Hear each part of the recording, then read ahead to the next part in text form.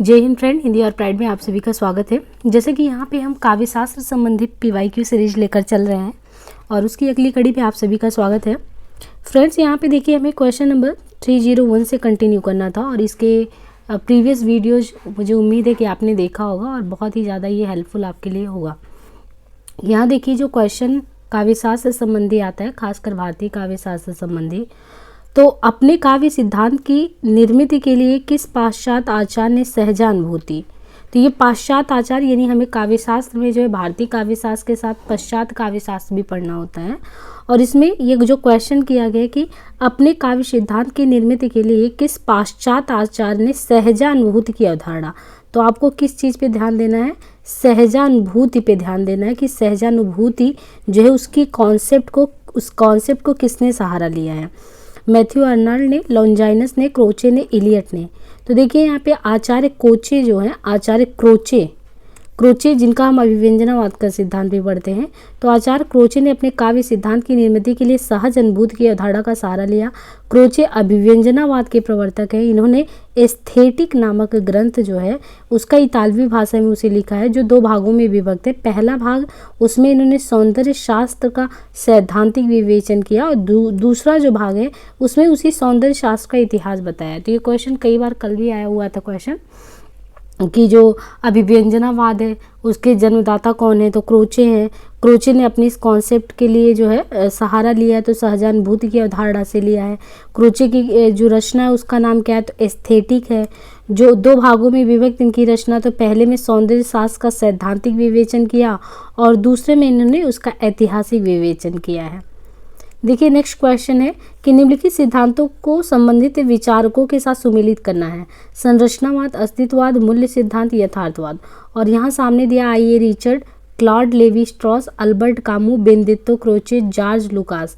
तो इसमें अगर आपको ये नेम पता है कि किसकी कौन से जो सिद्धांत हैं, जैसे संरचनावाद, तो ये संरचनावाद किसका है, तो संरचनावाद जो है ये क्लॉड लेवी स्ट्रॉस का है, तो संरचनावाद इनका हो गया। अस्तित्ववाद किसका है, तो अस्तित्ववाद कामू का है ना, अल्बर्ट कामू अस्तित्ववाद। मूल्य सिद्धांत आइए रिचर्ड का है, मूल्य और संप्रेषण सिद्धांत पढ़ते हैं। यथार्थवाद किसका है, तो लुकास का है, जॉर्ज लुकास कहते हैं, ये यथार्थवाद का कॉन्सेप्ट देते हैं। और अभिव्यंजनावाद का बेनेडिक्टो क्रोचे, इसके पहले भी कई बार आया है। तो ये जितने भी सिद्धांत दिए गए हैं इनको आपको क्रमशः ध्यान रखना है कि संरचनावाद स्ट्रॉस, ऐसे लास्ट का ही नाम ध्यान रख लीजिए, लेवी स्ट्रॉस संरचना है ना, अस्तित्व कामू, मूल सिद्धांत रिचर्ड, यथार्थ लुकास का है, अभिव्यंजना क्रोचे का है। यहाँ पे दिया है कालक्रम की दृष्टि से साहित्य सिद्धांतों का सही अनुक्रम क्या है। साहित्य के जो सिद्धांत दिए गए हैं, सबसे पहले कौन सा सिद्धांत है, उसके बाद कौन सा आया। तो सबसे पहले तो हम नाट्यशास्त्र पढ़ते हैं ना, रस सिद्धांत के बारे में। तो 2वीं सदी में ही देखिए आप भरत मुनि का सबसे पहले रस सिद्धांत आता है। इसके बाद 6वीं सदी में भामा का अलंकार आता है। फिर 8वीं सदी में जो वामन के द्वारा रीति सिद्धांत आता है और 9वीं सदी में आनंदवर्धन का जो है ध्वनि संप्रदाय आता है। तो रस 2री सदी, अलंकार 6ठी, भामा का, रीति 8वीं सदी में वामन का, ध्वनि 9वीं आनंदवर्धन का। इसके बाद देखिए इनकी रचनाओं का कालक्रम पूछ लिया है, तो वही है कि आपको क्रम पता हो कि रचना किसकी कब आई थी। जैसे दंडी है, काव्यादर्श इनकी 7वीं सदी, आनंदवर्धन का ध्वन्यालोक जो आया था ये 9वीं सदी में, राजशेखर का काव्य मीमांसा 9वीं सदी के उत्तरार्ध में आया था और कुंतक का वक्रोक्ति जीवितम 10वीं सदी आया था। तो इससे ये चीज़ें मतलब ये क्लियर हो पा रही हैं कॉन्सेप्ट कि किसका जो है कौन सा सिद्धांत कब आया था। तो इसमें ये बेसिकली पूछा गया कि इसका कौन सा सिद्धांत है और सभी का सिद्धांत कब कब आया है, तो ये क्वेश्चन है। जन्म वर्ष के अनुसार पाश्चात्य विचारकों का सही अनुक्रम बताना है। इनके जन्म के अनुसार तो सैमुअल टेलर कॉलरिज का 1772 में, मैथ्यू अर्नाल्ड का 1822, ऑस्कर वाइल्ड का 1856, 1893। तो इन लोगों का जन्म भी ध्यान रखना पड़ेगा। ये क्वेश्चन देखिए 2018 में आया हुआ है कि सैमुअल टेलर कॉलरिज का 1772, मैथ्यू अर्नाल्ड 1822, ऑस्कर वाइल्ड का 1856 और आइए रिचर्ड का 1893। निम्नलिखित में से कौन से पश्चिमी विचारक 20वीं सदी में मौजूद नहीं थे। कौन से ऐसे पश्चिमी विचारक हैं जो 20वीं सदी में मौजूद नहीं थे। आइए Richard, Benedetto Croce, Samuel Taylor Coleridge, Sigmund Freud. तो सैमुअल टेलर कॉलरिज पश्चिमी विचारक 20वीं सदी में मौजूद नहीं थे। ये जो टेलर कॉलरिज हैं ये जो है पश्चिमी विचारक हैं, 20वीं सदी में मौजूद नहीं थे। कॉलरिज 1972 ईस्वी 18वीं सदी के पश्चिमी विचारक थे, 18वीं सदी के। जबकि जो रिचर्ड बेनेडिक्टो क्रोचे और सिगमंड फ्रॉयड, यानी रिचर्ड क्रोचे और फ्रॉयड, ये पश्चिमी विचारक 20वीं सदी में थे। यानी थे कौन? नहीं तो सैमुअल टेलर कॉलरिज 72 वाले, ये 18वीं सदी के पश्चिमी विचारक थे। जबकि रिचर्ड क्रोचे, सिगमंड, ये सब 20वीं के हैं। सैमुअल टेलर कॉलरिज का प्रमुख जो ग्रंथ है टेलर कॉलरिज का है बायोग्राफिया लिटरेरिया, बहुत ही प्रसिद्ध है। आइए रिचर्ड का जो principle of literary criticism, science and poetry, और क्रोचे की पुस्तक है एस्थेटिक। कॉलरिज की काव्य संबंधी धारणा का प्रमुख आधार क्या है? साहचर्यवादी सिद्धांत, यांत्रिकतावादी सिद्धांत, जयवादी, आनंदवादी। तो देखिए अभी कॉलरिज के बारे में पढ़ा था, तो यहाँ पे कह रहा है कि कॉलरिज की काव्य संबंधी धारणा का प्रमुख आधार क्या है। अब जो सैमुअल टेलर कॉलरिज है ना 1772 ईस्वी, तो इनके बारे में बताया जा रहा है कि इनकी धारणा जो थी ना ये जैववादी सिद्धांत पर आधारित थी। सैमुअल टेलर कॉलरिज 1772, इनकी जो काव्य संबंधी धारणा है वो जैववादी सिद्धांत पर आधारित है। और प्रमुख ग्रंथ इनका द फ्रेंड 1817 में, the friend, aids to reflection 1825, aids to reflection 1825, George church and state 1833, church and state, confessions of an inquiring spirit 1840। तो सैमुअल टेलर कॉलरिज 1772 के काव्य संबंधी धारणा जैववादी सिद्धांत पर आधारित है। और the friend 1817, aid to reflection 1825, charge and state 33, confessions of an inquiring spirit 1840। यहाँ पे देखिए वाद दिया गया और प्रवर्तक। स्वच्छंदतावाद के वर्ड्सवर्थ है, यथार्थवाद कार्वे का है, संरचना ये सस्यूर का है, फार्डिनेंदी सस्यूर संरचनावाद।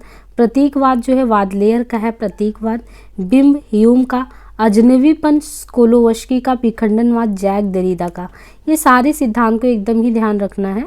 स्वच्छंदता, यथार्थ कार्वे, सस्यूर संरचना, प्रतीकवाद लेयर, ह्यूम, बिंब, ये स्कोलोवस्की, अजनबीपन, विखंडन जैक देरिडा का। रचना काल की दृष्टि से निम्नलिखित रचनाओं का सही अनुक्रम लगाना है। तो यहाँ पे देखिए क्रम से आपको ये कि नाट्यशास्त्र कब रचित हुआ, काव्यालंकार, ध्वन्यालोक। तो देखिए भरत मुनि सबसे पहले आते हैं, नाट्यशास्त्र, काव्यालंकार, भामा, उसके बाद 6ठी सदी, फिर ध्वन्यालोक है आनंदवर्धन का, साहित्य दर्पण विश्वनाथ का। आचार्य भरत ने काव्य दोषों की संख्या कितनी बताई है काव्य दोष के बारे में? तो उन्होंने 10 गुण 10 दोष के बारे में बताया है। तो 10 दोष बताया जो इस प्रकार है। अब देखिए उन्होंने क्या बताया, भरत मुनि ने 10 दोष काव्य में क्या हो सकते हैं। तो उन्होंने गुणार्थ, अर्थांतर, अर्थहीन, भिन्नार्थ, यानी गुणार्थ, अर्थ अंतर, अर्थहीन और भिन्नार्थ, एकार्थ, अभिलुप्तार्थ, न्यूनाच्छेद, विषय, विसंधि, शब्दच्युति, ये 10 प्रकार के इन्होंने बताए हैं। गुणार्थ, अर्थांतर, अर्थहीन, मित्रार्थ, एकार्थ, अभिलुप्तार्थ, न्यायच्छेद, विषय, विसंधि, शब्दच्युति। और मम्मट ने कुल 3 प्रकार के काव्य दोष बताए हैं।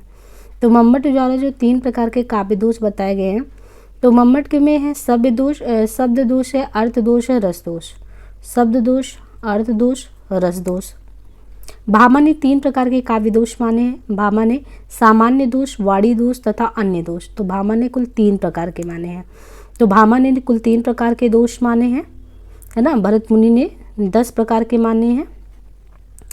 तो इस तरीके से हमें देखना है। आनंदवर्धन ने किसे ध्वनि की आत्मा माना है? तो आनंदवर्धन जो है, आनंदवर्धन ने किसे ध्वनि की आत्मा माना है?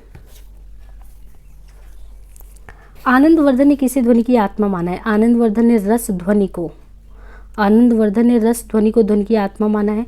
आनंदवर्धन 9वीं सदी के उत्तरार्ध को ध्वनि संप्रदाय का प्रवर्तक मानते हैं।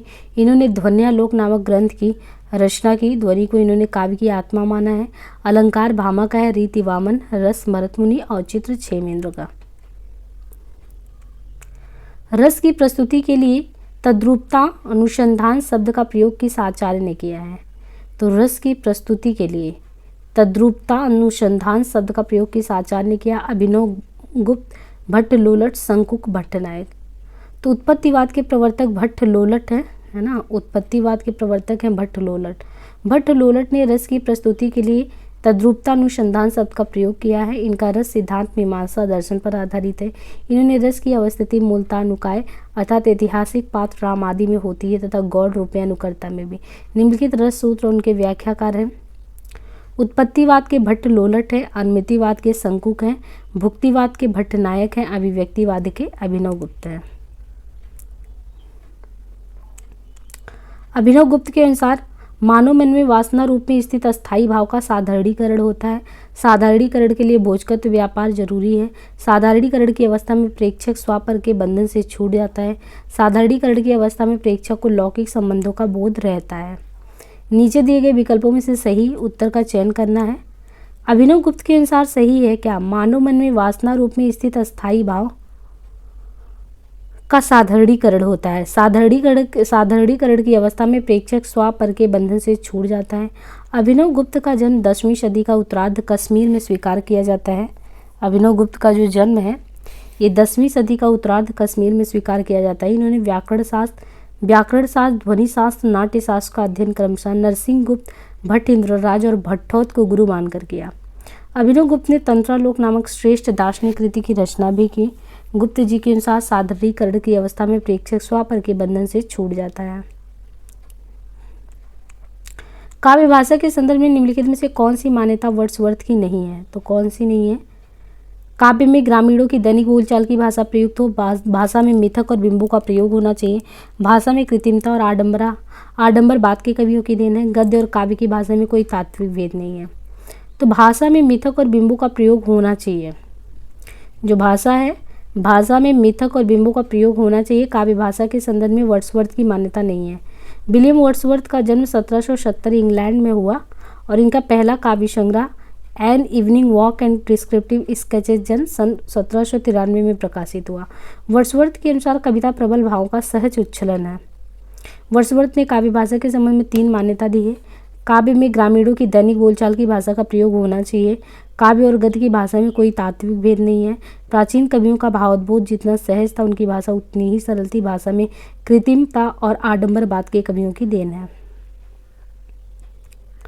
निम्नलिखित ग्रंथों को उनके रचयिताओं के साथ सम्मिलित करना है। पेरिप्सस, the sacred wood poetics, Biographia Literaria.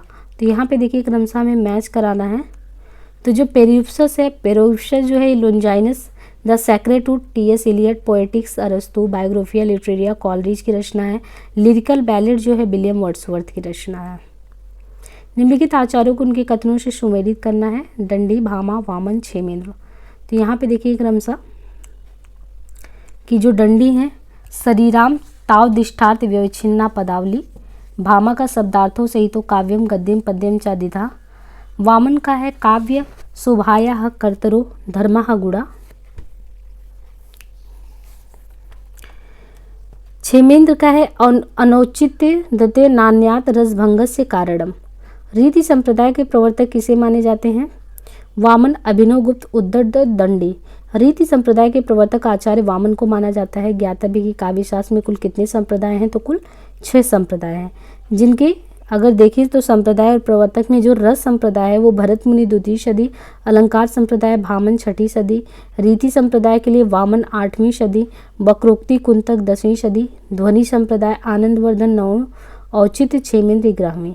तो रस भरत मुनि, अलंकार भामा, रीति वामन, वक्रोक्ति कुंतक, ध्वनि आनंदवर्धन, औचित्य क्षेमेंद्र का। देखिए यहाँ पे दिया है कि ग्रामत्व दोष कहा जाता है। तो पूछा है कि ग्रामत्व दोष जो होता है बेसिकली, तो ग्रामत्व दोष कहा जाता है जहाँ लोक या शास्त्र विरुद्ध वर्णन हो, जहाँ आलोक प्रचलित शास्त्रीय पारिभाषिक शब्द का प्रयोग हो, जहाँ अर्थ की प्रतीति में कष्ट हो, जहाँ ग्रामीण बोलचाल के शब्दों का शिष्ट साहित्य में प्रयोग किया गया हो। तो देखिए जहाँ ग्रामीण बोलचाल के शब्दों का शिष्ट साहित्य में प्रयोग हुआ हो, ग्रामत्व दोष कहलाता है वहाँ पे। काव्य में एक प्रकार का शब्द दोष है जब कविता में ऐसे ग्रामीण शब्दों का अधिक प्रयोग होता है जिनका प्रचलन किसी क्षेत्र विशेष में ही होता है। ऐसे शब्दों के प्रयोग से कविता में ग्राम्य दोष आता है। आचार्य विश्वनाथ प्रसाद ने साहित्य दर्पण में रसापकर्ष का दोषा कहकर रस का अपकर्ष करने वाले तत्वों को दोष बताया है। व्यंजना से प्रतीत होने वाले अर्थ को क्या कहते हैं? तो व्यंजना से प्रतीत होने वाले अर्थ को व्यंग्यार्थ कहते हैं, व्यंग्यार्थ। और वाक्य प्रभाव के बल पर प्राप्त किया हुआ वाक्य का अभिप्राय वाक्यार्थ होता है। वाक्यांश का शाब्दिक अर्थ वाक्य का कोई अंश या भाग होता है। हिंदी व्याकरण में शब्द 3 प्रकार के हैं: अभिधा, लक्षणा, व्यंजना। अभिधा शब्दों की वो शक्ति है जो शब्द के साधारण और व्यवहारिक अर्थ को प्रकट करती है। लक्षणा मुख्य अर्थ के बाधित होने पर उससे संबंध रखने वाले अन्य अर्थ का बोध कराने वाले शब्द के व्यापार को लक्षणा कहते हैं। और इसके अलावा व्यंजना शब्द के जिस व्यापार से मुख्य और लक्ष्य अर्थ से अलग अर्थ की प्रतीति उसको व्यंजना कहते हैं। निम्नलिखित काव्य पंक्तियों में निहित रस को पहचानिए। प्रचंड रोग है प्रकट भोग संयोग मात्र भाभी वियोग, हाँ लोभ मोह में लीन लोग भूले है अपना अपरिणाम, हो क्षणभंगुर भव राम राम। उक्त काव्य पंक्तियों में शांत रस निहित है। जहाँ भौतिक नश्वर या क्षणभंगुर बताकर उनसे मोह भंग कराया जाए वहाँ शांत रस होता है। इसका स्थायी भाव निर्वेद या सम या वैराग्य होता है। अलंकार सिद्धांत के प्रवर्तक आचार्य कौन थे? तो जो अलंकार सिद्धांत है, अलंकार सिद्धांत के प्रवर्तक आचार्य जो हैं ये भामा हैं। आचार्य भामा ने अपने ग्रंथ काव्यालंकार में अलंकार के मूल में निहित वक्रतावादी दृष्टि का प्रबल समर्थन करते हुए अलंकार की निम्नलिखित परिभाषा दी है। वाचाम वक्रार्थ शब्दोक्ति अलंकाराय है कल्पता। आचार्य दंडी ने अलंकार विषय पर काव्यदर्श नामक ग्रंथ, उद्भट ने अलंकार सार संग्रह नामक ग्रंथ की रचना की तथा राजशेखर काव्य मीमांसा की रचना करते हैं। काव्य के विशिष्ट तत्व के रूप में ध्वनि शब्द का सबसे पहले प्रयोग किसने किया था? तो काव्य के विशिष्ट तत्व के रूप में ध्वनि शब्द का सबसे पहले प्रयोग जो है आनंदवर्धन ने किया था अपने ध्वन्यालोक में। आचार्य आनंदवर्धन ने ध्वनि सिद्धांत का अत्यंत सूक्ष्म और सांगोपांग वर्णन करते हुए इस वाक्य के सार्वभौम सिद्धांत के रूप में स्थापित किया। भामा अलंकार संप्रदाय के प्रतिष्ठापक आचार्य, उनका काव्य अलंकार है। कुंतक का वक्रोक्ति संप्रदाय है, वो प्रतिष्ठापक आचार्य है और उनका ग्रंथ है वक्रोक्ति जीवितम। तथा दंडी अलंकारवादी आचार्य है, उनका ग्रंथ काव्यादर्श, 10 कुमार चरित और अवंती सुंदरी कथा है। निम्नलिखित में से कौन सा युग में सही नहीं है? भट्ट, लोलट, शंकुक, आचार्य मम्मट, अभिनव गुप्त। तो देखिए इसमें कौन सा सही नहीं है? आचार्य भरत मुनि के प्रसिद्ध रस सूत्र के संदर्भ में भुक्तिवाद या भोगवाद के मत के प्रतिपादक भट्ट नायक हैं। भुक्तिवाद या भोगवाद, तो भुक्तिवाद या भोगवाद के भट्ट नायक आचार्य मम्मट नहीं है। भट्ट लोलट ने उत्पत्तिवाद या आरोपवाद का, आचार्य शंकुक ने अनुमतिवाद का तथा अभिनव गुप्त ने अभिव्यक्तिवाद पद का प्रतिस्थापन या प्रतिपादन किया है। सुंदर है बेहक सुमन सुंदर, मानो तुम सबसे सुंदरतम में कौन सा काव्य दोष है? सुंदर है बेहक सुमन सुंदर, इन पंक्ति में अधिक पदत्व दोष है। जहाँ काव्य में अनावश्यक पदों को ज़्यादा यूज में लाया जाए, ऐसे अनावश्यक शब्दों को हटा लेने से काव्य का सौंदर्य बढ़ता है। प्रश्न में प्रस्तुत की गई उपयुक्त पंक्ति में सुंदरतम शब्द का अर्थ सबसे सुंदर होता है, अतः सुंदरतम के पूर्व आया सबसे शब्द का प्रयोग अनावश्यक है। नाट्य शास्त्र के प्रणेता कौन है? तो भरत मुनि जो है नाट्य शास्त्र के प्रणेता हैं। रस संप्रदाय के मूल प्रवर्तक आचार्य भरत मुनि नाट्य शास्त्र नामक ग्रंथ के प्रणेता। अपने ग्रंथ नाट्य शास्त्र में नाटक के मूल तत्वों को विवेचित करते हुए विभावानुभाव व्यभिचारी संयोग दृश्य निष्पत्ति अर्थात विभाव अनुभाव व्यभिचारी भाव के संयोग से रस की निष्पत्ति होती है बताया है। भरत मुनि के इस रस सूत्र की व्याख्या करते हुए भट्ट लोलट ने उत्पत्तिवाद या आरोपवाद का, भट्टनायक ने भुक्तिवाद या भोगवाद, शंकुक ने अनुमतिवाद तथा आचार्य अभिनव गुप्त ने अभिव्यक्तिवाद का प्रतिपादन किया। विभावानुभाव व्यभिचारी संयोग दृश्य निष्पत्ति को प्रतिपादित किसने किया है? तो रस संप्रदाय के मूल प्रवर्तक तथा नाट्य शास्त्र नामक ग्रंथ के प्रणेता आचार्य भरत मुनि ने अपने नाट्य शास्त्र ग्रंथ में निम्नलिखित रस सूत्र दिए हैं। विभावानुभाव व्यभिचारी संयोग दृश्य निष्पत्ति अर्थात विभावानुभाव व्यभिचारी भाव के संयोग से रस की निष्पत्ति होती है। कुवलयानंद के रचयिता कौन है? तो कुवलयानंद के रचयिता अप्पय दीक्षित हैं।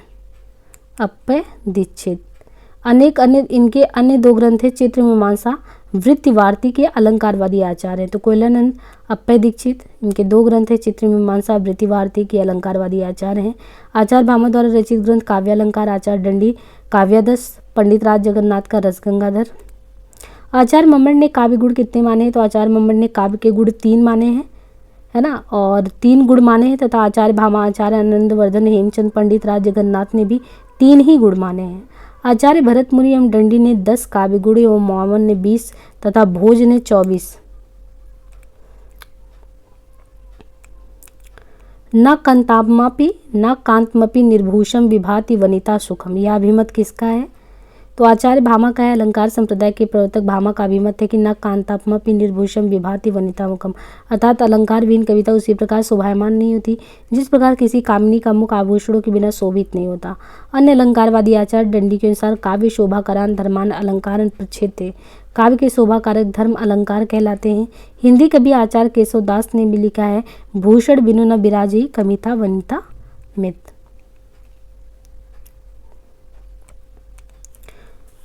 वैदर्भी गौड़ी पांचाली गौड़ी, तो इसमें से ये सुमेलित करना है कि माधुर्य गुण है, ओज गुण है कि इसमें प्रसाद गुण है। तो उपयुक्त रीतियों में जो वैदर्भी रीति है उसका मूल आधार माधुर्य गुण होता है। वैदर्भी जो रीति है, वैदर्भी रीति का मूल गुण क्या होता है? माधुर्य गुण होता है। इसके साथ इसमें सुकुमार वर्ण योजना होती है, जबकि गौड़ी रीति में ओज एवं कांति गुण संपन्न होता है। इसमें माधुर्य गुण का पूर्ण अभाव होता है। पांचाली रीति माधुर्य एवं सुकुमार गुणों से संपन्न तथा छोटे समासों वाली रचना पांचाली रीति होती है। निरख सखी ये खंजन आए, फेरे उन मेरे रंजन ने नयन इधर मन भाए, इन पंक्तियों में कौन सा गुण है? उपयुक्त पंक्तियों में माधुर्य गुण है, क्योंकि पंक्तियों में माधुर वर्ण शब्द का प्रयोग किया गया है। अपने कोमल कांत स्वरूप के कारण काव्य पंक्ति वियोग विद्रित उर्मिला के मन की व्यथा को सांगोपांग ढंग से निरूपित करता है। उसको व्यक्त करने के लिए कविवर मैथिली शरणगुप्त ने सुकुमार कोमल वर्णों का भी प्रयोग किया है। काव्य का वह गुण जो चित्त में तेज और स्फूर्ति का संचार करता है वो कौन सा गुण कहलाता है? तो काव्य का वह गुण जो चित्त में तेज एवं स्फूर्ति का संचार करता है वो ओज गुण कहलाता है। ओज गुण जैसे ट ठ डा फा आदि। तरु रिपु रिपु धर देख के बिरहिन तिये अकुलाय में कौन सा काव्य दोष है? तो उपरोक्त पंक्ति में क्लिष्टत्व दोष है, जिसका अर्थ कठिनाई से होता है। काव्य में चमत्कारपूर्ण ढंग से अर्थ प्रकट करने के लिए जिस दृष्टि कूटपद शैली को अपनाया जाता है वहां पर क्लिष्टत्व दोष होता है। यहाँ पर तरु रिपु रूप धर देख के बिरहिनी तिये अकुलाय का अर्थ है वृक्ष की शत्रु अग्नि, अग्नि का शत्रु जल और उस जल को धारण करने वाले बादल को देखकर बिरहड़ी स्त्री व्याकुल हो जाती है, जो सामान्य बोध के परे है। दंडी के काव्यशास्त्रीय ग्रंथ का नाम क्या है? तो दंडी के काव्यशास्त्रीय ग्रंथ का नाम काव्यादर्श, 10 कुमार चरित, अवंती सुंदरी कथा, कला परिच्छेद, द्विसंधान काव्य विशेष प्रसिद्ध है। दृश्य काव्य की विधा है नाटक, उपन्यास, निबंध, गीतिका। जो दृश्य काव्य है तो दृश्य काव्य में नाटक होता है, क्योंकि इसमें प्रत्येक दृष्टि के सामने जो भी होता है कथा का संयोजन देखने को मिलता है। अनुभाव के कितने भेद होते हैं? 2, 4, 3, 6।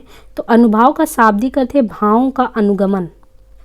अनुभाव का शाब्दिक अर्थ क्या है? भावों का अनुगमन, अर्थात वे चेष्टाएं जिनके द्वारा मनोभाव अस्थायी भावों का अनुगमन किया जाता है अनुभाव कहलाते हैं।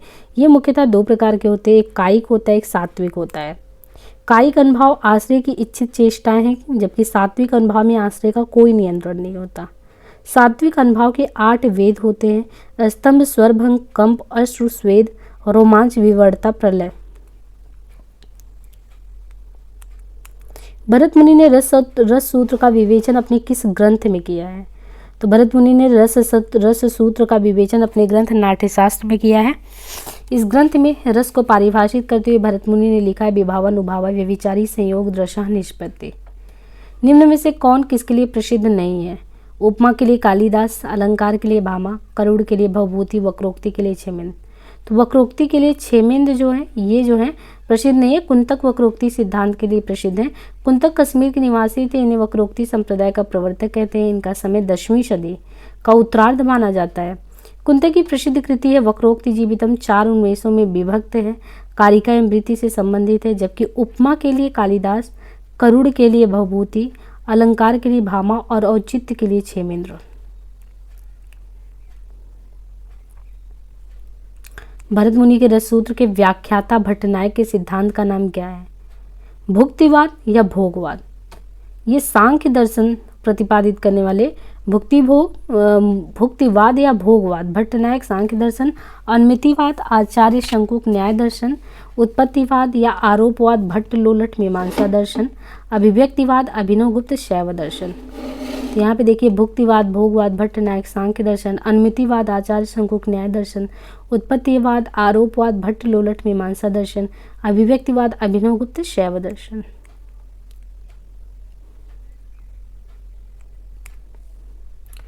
औचित्य संप्रदाय क्षेमेंद्र और वक्रोक्ति कुंतक, ध्वनि संप्रदाय आनंदवर्धन, रस संप्रदाय भरत मुनि।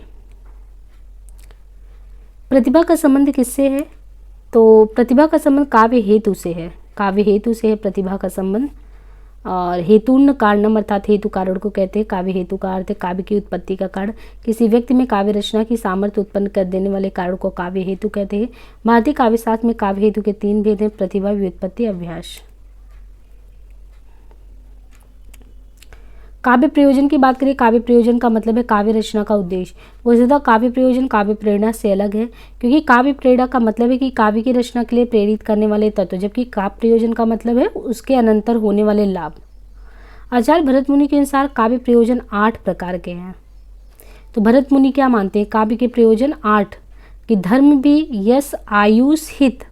अब यहाँ पे देखिए इनका ध्यान देना है कि इन्होंने धर्म को, यश को, आयुष को, हित को, बुद्धि वृद्धि, बुद्धि की भी बढ़ोतरी हो, लोक उपदेश, दक्षता हो, चरम विश्रांति। तो 8 प्रकार के इन्होंने बताए हैं कि एक काव्य करने के पीछे का प्रयोजन क्या होता है, कि धर्म भी हो, यश भी हो, आयुष भी हो, हित भी हो, है ना। और इन सभी के अलावा आपकी बुद्धि भी बढ़े, तो बुद्धि की वृद्धि भी हो। धर्म, यश, आयुष, हित, बुद्धि वृद्धि, और इन सब के अलावा लोक उपदेश उसमें हो, दक्षता हो, चरम विश्रांति हो। तो काव्य लक्षण, संस्कृत में काव्य लक्षण आचार्यों ने मुख्यतः 3 आधारों पर किया, जो निम्न है: शब्द और अर्थ के आधार पे, शब्द के आधार पे, रस और ध्वनि के आधार पे।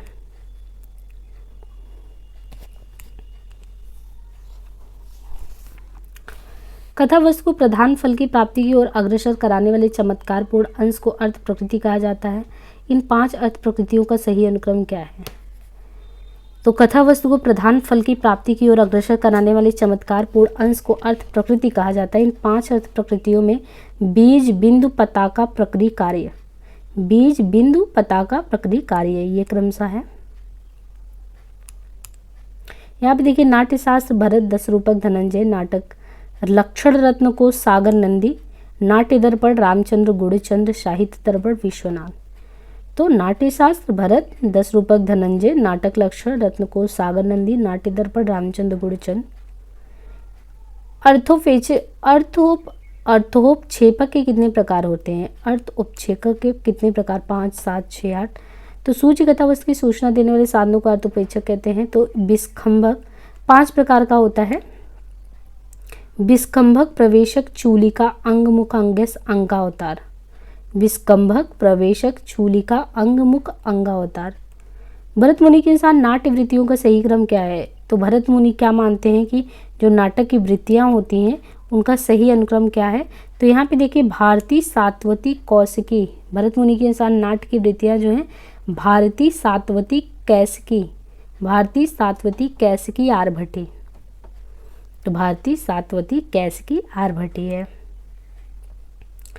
निम्नलिखित उक्तियों को उनके आचार्यों के साथ सुमेलित करना है। शब्दार्थो सहितो काव्यम, वाक्यम रसात्मकम काव्यम, रमणीयार्थ प्रतिपादकः शब्दा तद्दोषो शब्दार्थो सा गुणा वन अलंकृति। तो यहाँ पे अगर आप देखेंगे तो शब्दार्थो सहितो काव्यम, वाक्यम रसात्मकम काव्यम, रमणीयार्थ प्रतिपादकः शब्दः काव्यम, तद्दोषो शब्दार्थो सा गुणा वन अलंकृति पुनः वापी। तो शब्दार्थों सहितो काव्यम, शब्दार्थों सहितो काव्यम ये भामा का है, आचार्य भामा। वाक्यम रसात्मकम काव्यम विश्वनाथ का है ना। तो शब्दार्थों सहितो काव्यम भामा का, वाक्यम रसात्मकम काव्यम विश्वनाथ का, रमणीयार्थ प्रतिपादकः शब्दा काव्यम पंडितराज जगन्नाथ का है। तद्दोषो शब्दार्थों ये मम्मट का है। शब्दार्थों सहित वक्र कवि व्यापार शालिनी कुंतक का है। लिखन बैठी जाकी सब गति, गही गर्भ गरूर, भय न केते जगत के चतुर चितेरे कूर। इस दोहे में सभी शब्द का अर्थ क्या है? तो लिखन बैठी जाकी सभी गई गर्भ गरूर, भय न केते जगत के चतुर चितेरे क्रूर। इस दोहे में सभी शब्द का अर्थ चित्र नायिका के समान, अर्थात जो चित्रकार चित्र बना रहा है वह चित्र अपूर्व सुंदरी नायिका के समान होना चाहिए। चित्र ऐसा होना चाहिए जिसके पीछे संसार चतुर चालाक चितेरे प्रेमी तथा क्रूर निर्दयी सभी प्रकार के व्यक्तियों को मोहित करे। सभी शब्द अरबी का सभी है जिसका अर्थ यथार्थ चित्र। काव्य शोभाया कर्तरो धर्मः गुणा यह किस आचार्य की उक्ति है? तो देखिए काव्य शोभाया कर्तरो धर्मः गुणा ये वामन की पंक्तियां हैं। सुख दुखा कुरुष ये विश्वनाथ का है। तद्दोषो शब्दार्थो सा गुणा वन अलंकृति पुनः क्वापी मम्मट का है। साई दे दे लाज शब्दार्थ मित्र काव्य लक्षणम आनंद वर्धन कहे। निम्नलिखित में से किस आचार्य ने अलंकार को काव्य की आत्मा मानकर रस का महत्व गौड़ दिया है? तो आचार्य भामा जो है इन्होंने अलंकार को काव्य की आत्मा मानकर रस का महत्व गौड़ कर दिया है। भामा ने जो है काव्य की आत्मा किसको मानी है और किसको गौड़ कर दिया है? तो आचार्य भामा ने अलंकार को काव्य की आत्मा माना है, रस को गौड़ कर दिया है। भामा ने काव्य के मुख्य अंगों गुण अलंकार आदि का विशद वर्णन किया। आचार्य भरत और दंडी 10 तथा वामन 20 काव्य गुणों को मानते हैं, परंतु सर्वप्रथम भामा ने यह प्रतिपादित किया था कि काव्य में 3 गुण होते हैं, माधुर्य, ओज और प्रसाद गुण। जब वक्रोक्ति वक्ता की कंठ ध्वनि पर आश्रित होती है तो उसे क्या कहा जाता है? जब वक्रोक्ति वक्ता की कंठ ध्वनि पर आश्रित होती है तो उसको क्या कहते हैं? जब वक्रोक्ति वक्ता की कंठ ध्वनि पर आश्रित होती है तो उसको काक वक्रोक्ति कहते हैं। मैं सुकुमार नाथ बनजोगू, मैं सुकुमारी नाथ बनजोगू, तुम ही उचित तपमो कहाँ भोगू। समंग श्लेष अलंकार जहाँ श्लिष्ट पदों के खंड करके 2 या उससे अधिक अर्थ प्राप्त हो वहाँ सबंग श्लेष होता है। चिरजीवे जोरी जुरे क्यों न स्नेह गंभीर, को घटिए वृष भानु जा वे हलदर के वीर। अभंग श्लेष जहाँ श्लिष्ट पदों का बिना खंड किए 2 या 2 से अधिक अर्थ प्राप्त हो वहाँ अभंग श्लेष हो। रईमन पानी राखी बिन पानी सब सुन, पानी गए न उभरे मोती मानस चोन। और यहाँ पे वक्रोक्ति सिद्धांत, रीति सिद्धांत, औचित्य सिद्धांत, ध्वनि सिद्धांत, तो इनको क्रमशः लेखकों से मिलाना है। वक्रोक्ति जैसे कुंतक, रीति के वामन है ना, औचित्य सिद्धांत क्षेमेंद्र, ध्वनि आनंदवर्धन, रस सिद्धांत जो है भरत मुनि का। तो यहाँ पे हमने जो है 50 क्वेश्चन कंटिन्यू किया साहित्य शास्त्र संबंधी। आज के लिए इतना है, बाकी नेक्स्ट पार्ट में। धन्यवाद।